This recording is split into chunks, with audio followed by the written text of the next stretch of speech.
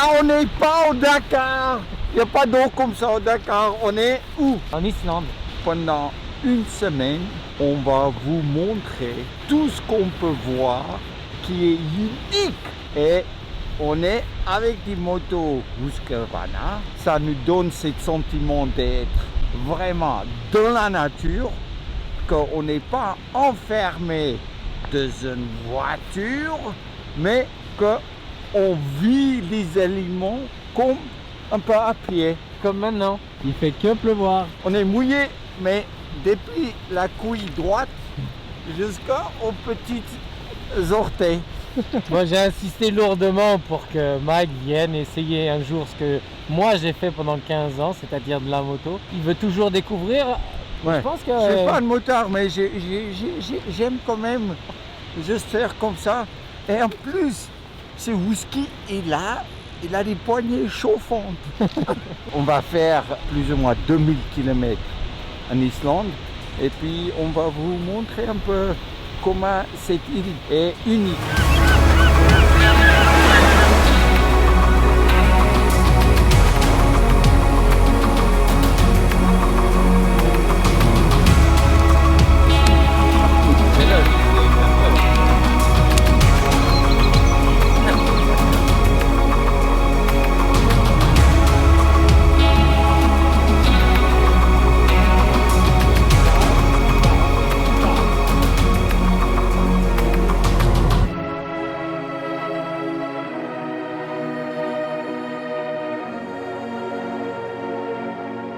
C'est une semaine de partage.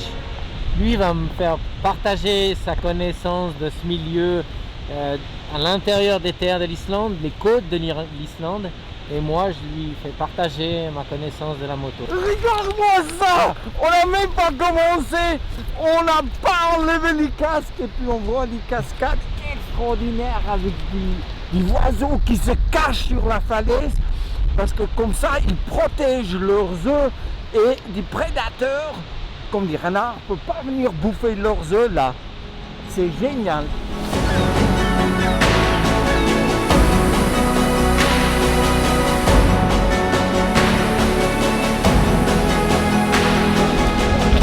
Ça c'est fait comme ça.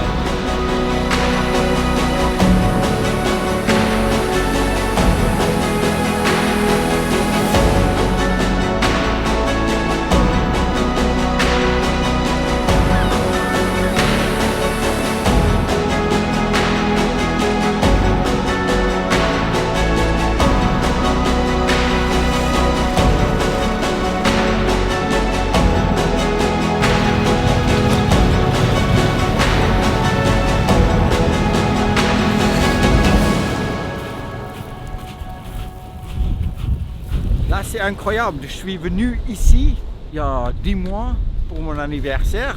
On était bloqué pas trop loin d'ici. Et là, on est à pied sur cette plage noire. C'est incroyable les formations de rochers. Là, plus latéral, là, plus vertical. Et quand tu passes juste derrière ces coins, il y a une grotte incroyable. Et c'est vrai que ici, chaque 3 mètres, les paysages changent. Et c'est ça qui rend l'Islande très intéressant. T'es jamais trop venu dans les terres en Islande, non? Ah, je suis venu 2 ou 3 petites fois, mais j'ai fait des arrêts dans les ports, Reykjavik et Keflavik. Mais là, pour la première fois, j'explore les glaciers, les rivières, les cascades et les plages.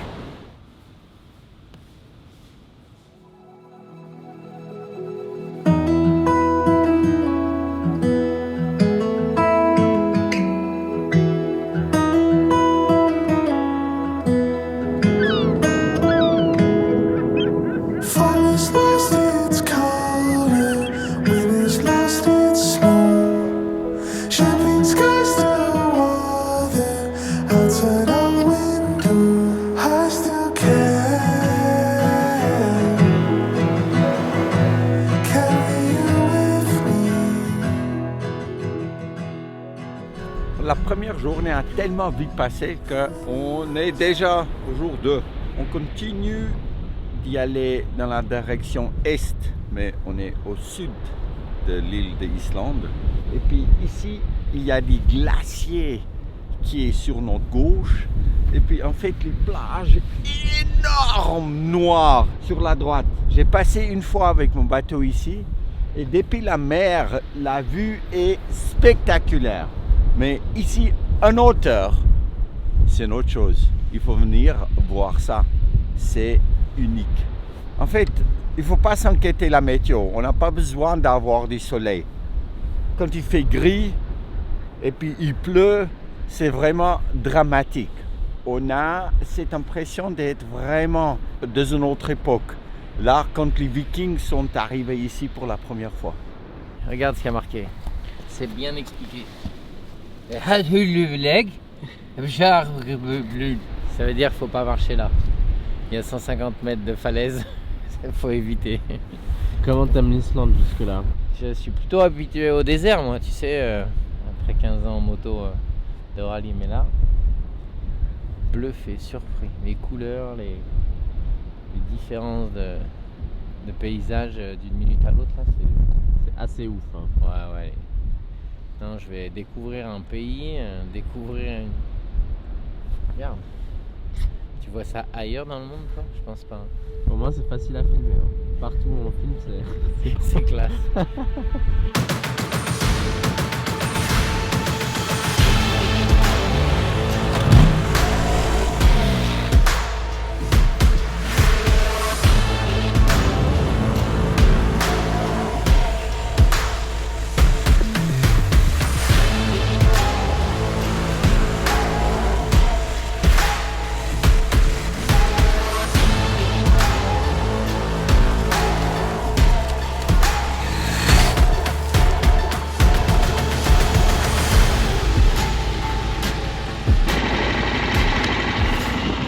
Dis donc!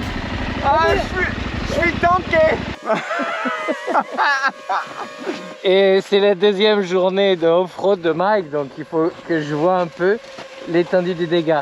Tu cherches du pétrole en Islande? Ouais, mais en fait, je voulais faire un trou jusqu'à Nouvelle-Zélande. Et puis j'ai arrivé en Australie, et puis là, je me faisais tellement chier que j'ai décidé de rentrer en Islande. C'est des sables mous. Mais... Tu veux que je te montre comment on fait ou pas? Ouais.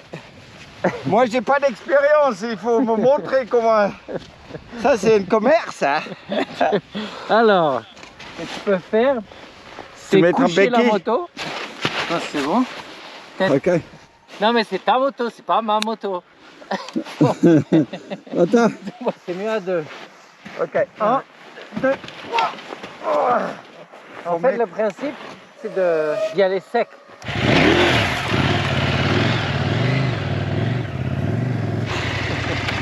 C'est dur la vie. A few minutes later.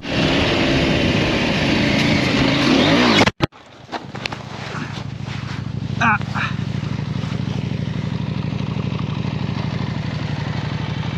Ouais, moi ça va, mais une moto, c'est rien de grave. 1, 2, 3. Ah. Oh, j'ai plus de visière.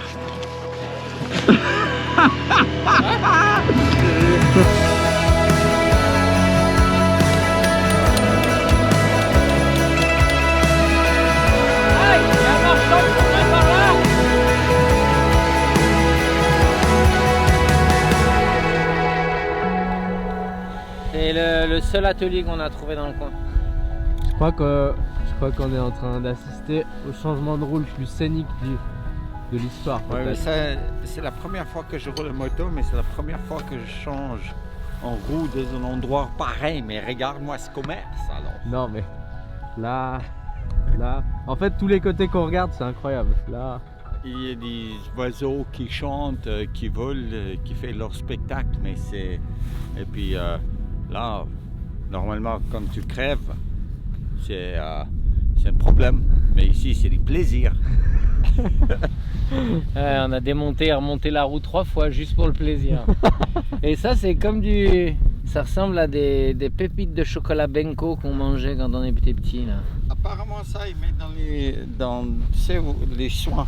pour les femmes et les hommes là. Ah ouais? Et mettre ça partout dans tous les trous et puis ça va faire revivre des commerces. Vas-y, plonge. Vas-y, plonge. Elle est comme neuve. Brillant neuve. Maintenant, vraiment quoi, on va aller plus mollo parce que Cyril, il aime changer les roues, mais moi pas. Le problème c'est que il passe des heures en faisant des mécaniques et moi je veux passer des heures pour voir des autres choses.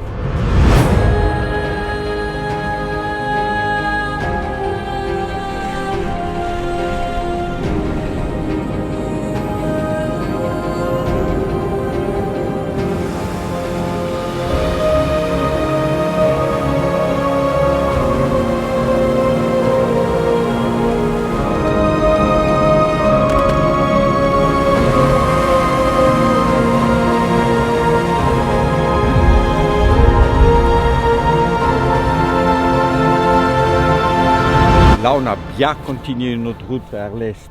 Et puis, on arrive au glacier de Vanat, c'est cool. Où les icebergs coulent. C'est un glacier qui monte plus haut que 2000 mètres, plus à l'intérieur de l'Islande. Et là, on voit un lac qui est formé en fait par ces glaciers, avec les glaciers qui tombent dedans. Et ça fait des icebergs. Mais la plus grande partie de ces icebergs, ils touchent au fond. Ça veut dire qu'ils sont posés. Et si je dois aller grimper des icebergs ici, il ne peut pas tourner comme l'iceberg qui a tombé sur ma gueule en Svalbard. T'as jamais vu ça, non? Non, incroyable. Hein. Là, on arrive sur ton terrain de jeu, là. Et de voir la glace maintenant qui gentiment casse un petit morceau. Et puis après, par la rivière, verse dans l'Atlantique du Nord. C'est incroyable. T'es stupéfait, Cyril. Ah ouais, la moto c'est juste le moyen de transport, mais l'idée c'était de venir voir des endroits comme ça, mais ouais. En photo c'est déjà magnifique, mais en réel c'est une Là- autre dimension. Là, on voit aussi bien que ça, c'est la langue de Fiat. Comment? Quelle bagnole? Fiat c'est cool. Fiat, c'est cool, ouais. Mais en fait, les deux glaciers là étaient connectés. On voit bien la moraine qui descend. Gentiment, les glaciers perdent pas mal d'épaisseur aussi. Ici, même dans l'Arctique. Les glaciers là, a versé dans l'eau il y a pas très longtemps. Et maintenant, c'est sûr que gentiment, au fur et à mesure que notre planète réchauffe, les glaciers reculent.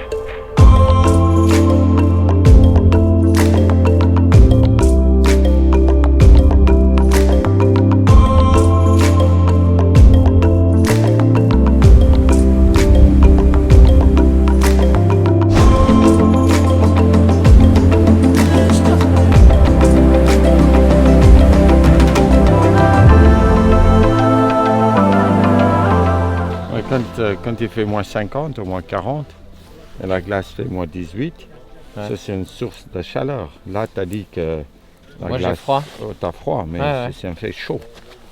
Et puis moi, je faisais comme ça. Et j'ai chauffé mon nez, de geler mon nez jusqu'à moins 18, gentiment. Et puis comme ça, tu évites les gelures graves. Tu vois un peu le... Je pense qu'il y a un paquet de gens qui ne savaient pas qu'il y avait autant de bulles dans un glaçon.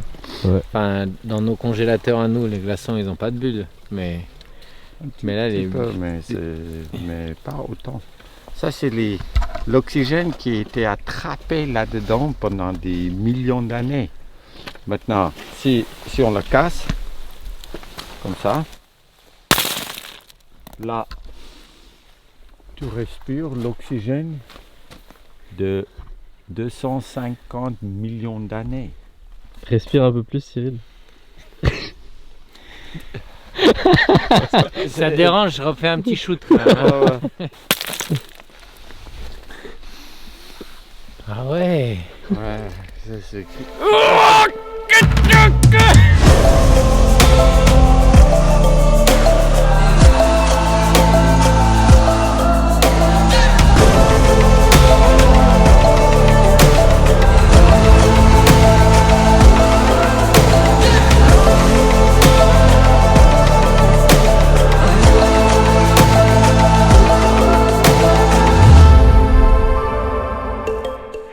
Là, je suis beaucoup plus à l'aise parce que j'ai laissé ce moto derrière. Et puis, c'est Cyril qui est pas à l'aise maintenant. Alors là, je vois vraiment pas de quoi tu parles. J'ai un truc là, dans les mains que tu m'as donné. Une ficelle, je sais pas pourquoi faire. Mais je suis à l'aise, mais grave. Il peut faire comme ça avec sa poignée, mais un pied devant l'autre, là, il se démerde pas mal. On est arrivé au pied d'un glacier et on a 3-4 km à marcher jusqu'à on arrive au glacier là-bas où on va monter un peu sur les glaciers, on va faire une petite marche et puis après voir si on peut faire des petites cascades de glace. C'est pour ça que je suis venu ici en Islande avec les motos parce que ça nous permet de vraiment arriver près de tout ce qu'on peut faire ici. Les glaciers me manquent.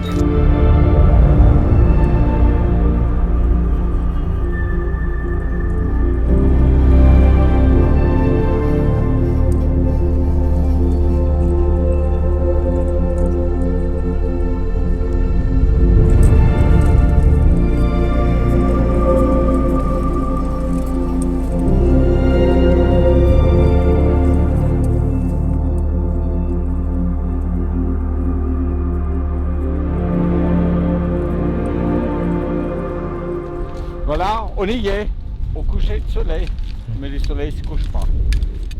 L'avantage d'être en Islande, c'est qu'il fait 24 heures sur 24 jours. Et puis tu as l'impression, après 4-5 jours, que tu as déjà fait 10 jours de vacances. C'est chaud, Cyril? Moi? Ouais. Ah, bouillant. Non, mais je pense qu'il y a quand même pas mal de personnes qui aimeraient être à ma place, tu vois. Juste, je lui apprends à faire des roues arrière en bécane. Cadeau de monsieur, il m'emmène sur un glacier. Et hop, c'est parti. Joli cadeau quand même. Je crains des gains. Ah, non, mais grave. Je te dirai ça après, mais une fois que j'arrive à mettre mes bordels.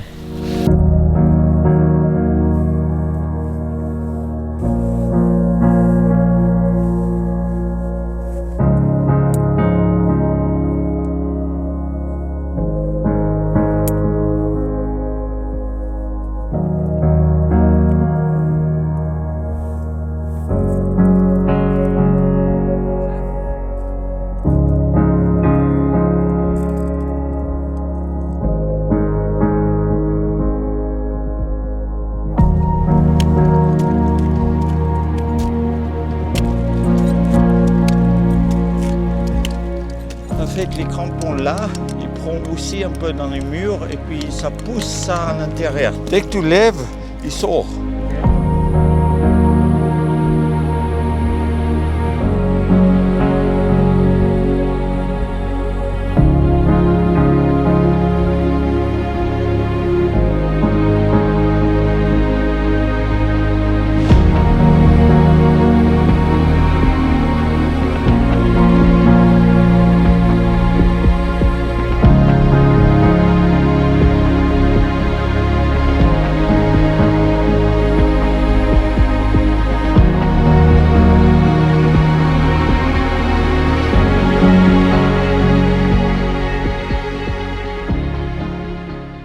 Oui, là on commence à aller dans les crevasses un petit peu profond. Mais tu sais, qu'est-ce qui se passe? C'est qu'en fait, quand tu tombes dedans, ça vient étroite et tu es Comme dans un coin en fait, compressé. Coin, ouais, compressé. Et au fur et à mesure que ton corps il chauffe la glace, tu glisses que plus profond et tu t'en sors jamais. Ça veut dire que si par exemple on traverse là, ça c'est un peu risqué pour ça. Tu peux faire avec une corde et puis tout ça, mais parce qu'on a beaucoup d'autres chemins à prendre, on va pas risquer de traverser là. On va plutôt aller là, puis après contourner ces petits morceaux de glace. Ça va pour toi? Ouais, mais je suis en sécurité là avec toi, tu crois quoi? Ouais, t'as le même piolet, t'as des bons crampons. J'ai le baudrier qui a été à plus de 8000 mètres au Makalu avec toi, pas avec moi. C'est bon, je risque rien. Allez, on fonce.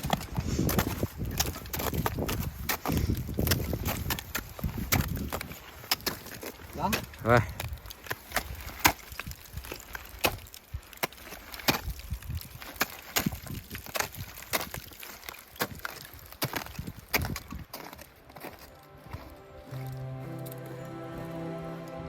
Et voilà, je vais arriver un peu au sommet, juste là. Cyril, il arrive, il est fort. Déjà, tu as trouvé pour moi là. Ah, ça c'est on va lente. Et là-bas au fond, on voit la mer et où on a laissé les motos.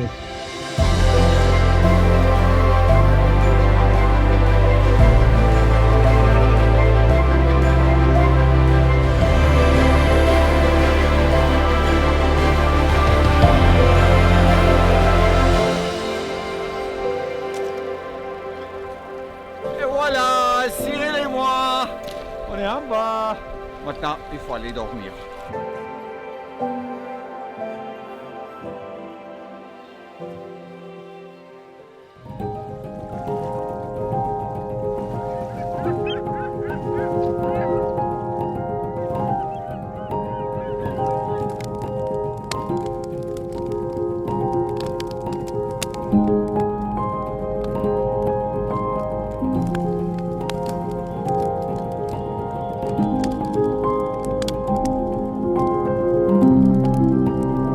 Après une super belle journée sur les glaciers, on a trouvé un coin mais incroyable à camper, à côté de la mer, mais c'est ici où on fait un demi-tour. On a appris qu'il y a un volcan qui est en éruption, non? On n'a que 500 km pour aller vers Reykjavik et il faut que tu m'expliques comment ça marche ce truc là, ce volcan. Et là, il s'est réveillé et puis en fait, il y a la lave qui sort et qui coule. Et ça, j'ai jamais vu aussi près en vrai, quoi. Et c'est pour ça, maintenant, on doit sauter sur les bécanes, on doit mettre la gomme à fond, mais on est limité à 90 km/h ici. Des fois, on va un tout petit peu plus vite, mais pas beaucoup plus vite. Il n'y a pas un moment que tu te fais chier sur cette route. C'est vraiment des choses, mais des rivières à passer, des petites routes à prendre, des glaciers, la mer sur notre gauche en descendant.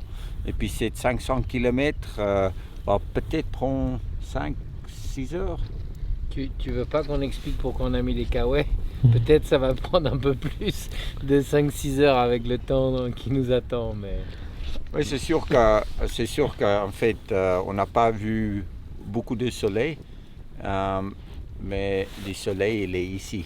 On vit des choses incroyables. Et s'il n'y a pas de soleil là, le soleil doit être vivant à l'intérieur de chacun de nous. Et c'est là où on trouve l'aventure. Et le kawaii, c'est pour protéger le soleil de l'intérieur. Que ça ne chauffe pas les autres. C'est pour ça qu'on fait des feux.